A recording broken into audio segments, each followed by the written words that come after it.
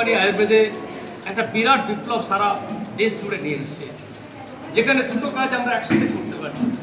অসুস্থ মানুষগুলো যারা বিভিন্ন রোগে আক্রান্ত হয়েছে তাদেরকে আমরা একটা সুস্থতার আশ্বাস দিতে পারছি এবং সুস্থতার পথে নিয়ে যাওয়ার চেষ্টা করতে পারছি আয়ুর্বেদিক বা বিভিন্ন আমাদের এডব্লিউপিএল এর প্রোডাক্টের মাধ্যমে।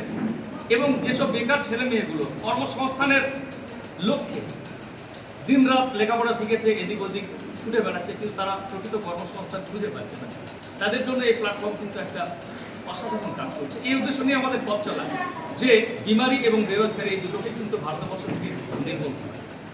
আচ্ছা, আমি শুনছিলাম যে রাসায়নিক বিভিন্ন রকম দ্রব্য বা খাবার খেয়ে যেটা বিভিন্ন রোগ আসে এতক্ষণ বলছেন, একটু দর্শকদের জন্য একটু আপনি বলুন তো যে জল যেটা খাওয়ার নিয়ম যেটা আপনি বলছিলেন একবার বলুন। হ্যাঁ, আসলে আমরা অসুস্থ হয়ে পড়ি তার অনেকগুলো কারণ আছে। কারণ আমরা বিদেশি কালচারটাকে বেশি ধরে ফেলেছি, আমাদের ভারতীয় সংস্কৃতি ভারতীয় কালচারটা থেকে আমরা একটু যেন হাট খেয়ে এদিক ওদিক চলে যাচ্ছি। তো সেই জন্য যে জল খাওয়ার প্রকৃত নিয়ম আগে আমাদের গ্রামে গঞ্জে বা শহরে পূর্বপুরুষরা আমাদের বড়রা তারা যখন জল পান করতেন তারা বলতেন যে জল পান করতে হয় বসে বসে এবং গ্লাস।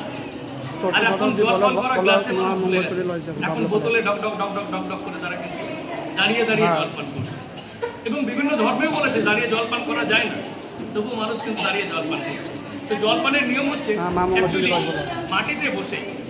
মাটিতে বসে যেমন আমরা বাংলা পেনে পায়খানায় বসি বা ইন্ডিয়ান পেনে বসি বা মাঠে গিয়ে পায়খানা করার যে মুদ্রা, সেই মুদ্রায় বসে যদি আমরা জল পান